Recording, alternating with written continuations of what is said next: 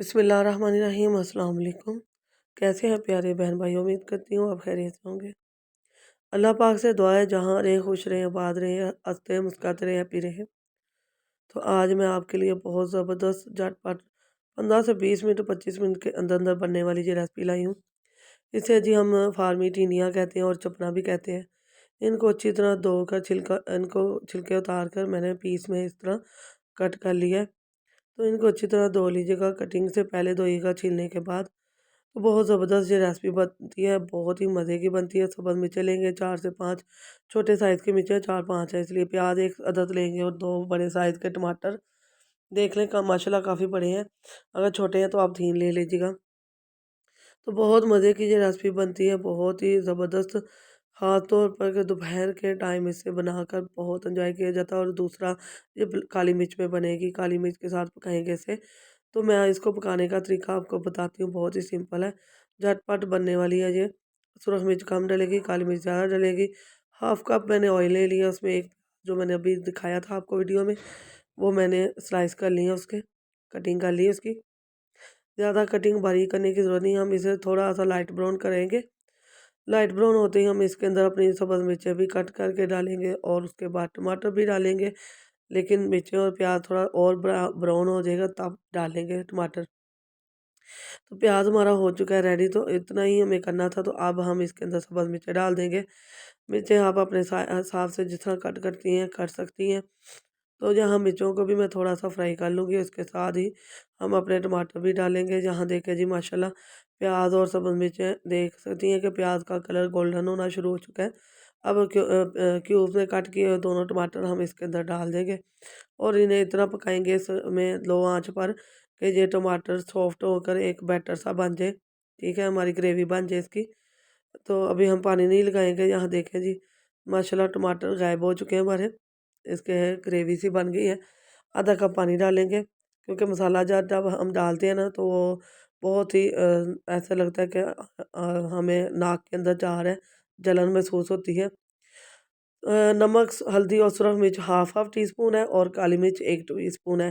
तो जैसे कि मैंने आपको बताया था ये काली मिर्च से पकेंगे। सुरख मिर्च हम बिल्कुल थोड़ी-सी लेंगे, हाफ़ टी स्पून से भी कम। 1.5 किलो टिनिया थी हमारी, 1.5 किलो के लिए लेंगे चपना के लिए।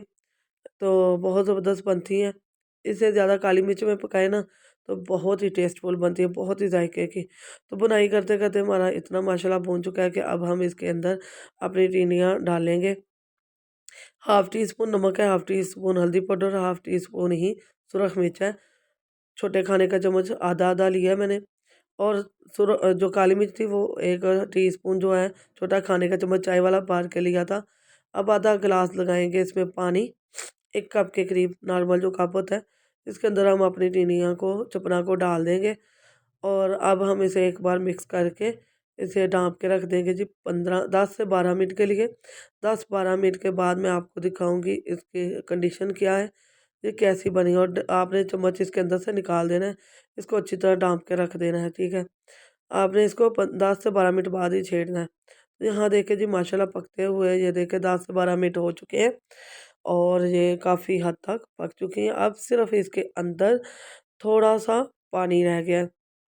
ये जो पानी है ना, इसको 5 मिनट और लगेंगे और 15 से 20 मिनट या 25 मिनट के दरमियान में ही आपकी ये जो चपना है तैयार हो जाएँगी।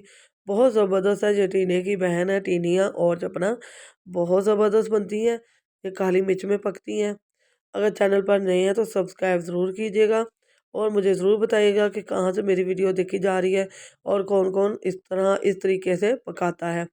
तो यहाँ देखिए जी माशाल्लाह ये रेडी हो गई है। 5 मिनट के बाद इसका पानी ख़त्म हो गया, बल्कि मैंने जल्दी उठा लिया, नीचे ना लगे। अब इसमें धनिया पत्ती डालेंगे और इसे आपको डिश आउट करके दिखाएँगे। बहुत ज़बरदस्त बनी है, यकीन माने बहुत मज़े की बनी है। नमक थोड़ा-सा कम था, 1-2 चुटकी मैंने और डाला था। तो यहाँ देखें जी माशाल्लाह इसकी लुक देख लें, कितनी प्यारी है। इसके साथ चटनी, रायता, आप सलाद, अचार कुछ भी खाएँ, लेकिन इसके साथ आपने घर में बनी हुई देसी घी की रोटी इस्तेमाल करें और या तंदूर की रोटी, बहुत मज़े की लगेगी। यकीन माने ये बहुत मज़े की बनती है, बहुत सिंपल तरीके से झटपट बनने वाली है और बहुत ही जल्दी बनने वाली है। जो लोग नहीं खाते इंशाल्लाह आप मेरे तरीके से बनाएँगे तो वो भी आपसे माँग-माँग कर खाएँगे कि ये आपने किस तरह पकाई। उनको यकीन ही होगा नहीं होगा कि ये टिंडियाँ पकी हुई हैं। बाद लोग तो टिंडे भी नहीं खाते। इंशाल्लाह जैसे ही मौसम आएगा उसका तरीका भी मैं आपके साथ ज़रूर शेयर करूँगी। तो पहले भी बोल चुकी हूँ कि अगर चैनल पर नए हैं तो प्लीज़ सब्सक्राइब किए बगैर मत जाइएगा। अगर वीडियो पसंद आए तो इसे लाइक करें, शेयर करें और सब्सक्राइब करें और बेल के बटन को ऑल पर सेट कर दें। इससे आने वाली नई वीडियो का नोटिफिकेशन सबसे पहले आपको मिलेगा। डेली फूड पर नई रेसिपी के साथ हाज़िर होंगे। दुआ में याद रखिएगा। अल्लाह हाफ़िज़।